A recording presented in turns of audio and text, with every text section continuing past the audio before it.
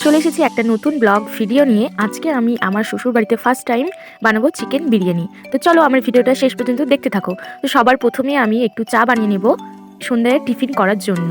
তো অনেকদিন ধরেই তোমাদেরকে ভিডিও দিতে পারিনি তেমনভাবে, আর কিছু প্রবলেমের জন্য আমি ভিডিও করতেও পারিনি। অনেকদিন পর তোমাদের সঙ্গে দেখা, আর আজ থেকে আবার নতুন করে আবার ভিডিও স্টার্ট করব। তোমরা আমার শ্বশুর বাড়িতে ছোটো ছোটো ভিডিও দেখতে পাবে। তো চলো আমার ভিডিওটা দেখো।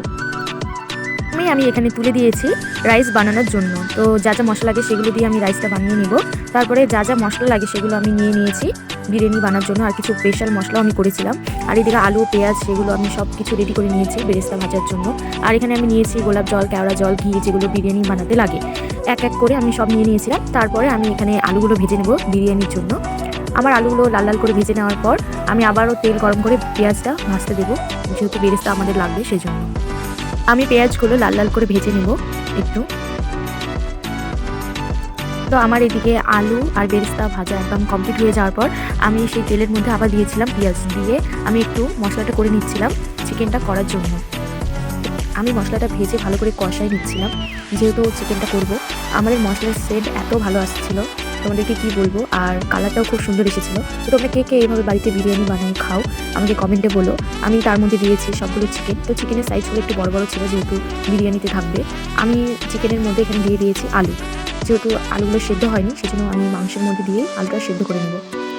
তো আমার চিকেন হয়ে গেছে। তো আমি সবগুলো এক এক করে সাজিয়ে নিয়েছি। এখানে ছিল ভাত, চিকেন, আলু, বেরেস্তা, আর অনেক কিছু ছিল, বিরিয়ানি মশলা, স্পেশাল মশলা, সব কিছু আমি রেডি করে নিয়েছি, কারণ এখন বিরিয়ানি আমি সাজাবো। ঠিক আমি বিরিয়ানি সাজাচ্ছি, তো দেখতে থাকো আমার পুরো ব্লগটা।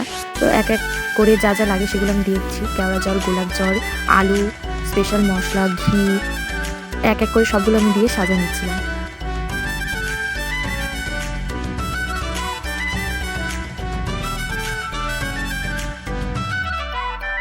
বিরিয়ানির হাঁড়ি প্রায় সাজানো কমপ্লিটের দিকে হয়ে গেছে। তো লাস্টে যেগুলো লাগে সেগুলো আমি দিয়েছি।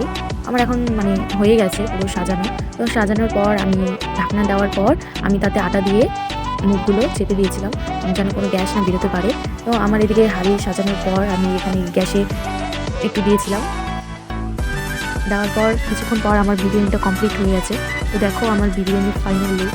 তো বিরিয়ানিটা দেখতেও সুন্দর হয়েছিল, আর খেতে তো কী বলবো, অসাধারণ হয়েছিল। তো তোমরা এরকমভাবে বাড়িতে বিরিয়ানি বানিয়ে খেয়েও, আশা করি তোমাদেরকে অনেক ভালো লাগবে।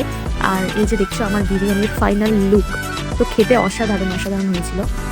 আর আমাদের খাওয়া দেখে তো বুঝতেই পারছো যে আমাদেরকে কতটা টেস্টি লেগেছিলো। তো আমরা এদিকে খাওয়াতে মগ্ন ছিলাম। তো দেখো আমার বর কেমনভাবে খাচ্ছে বিরিয়ানি। আমার ভিডিওটা ভালো লাগলে অবশ্যই লাইক, কমেন্ট, শেয়ার করো, আর ফলো করতে ভুলো না। দেখা হচ্ছে আবার নতুন ভিডিও নিয়ে। টাটা।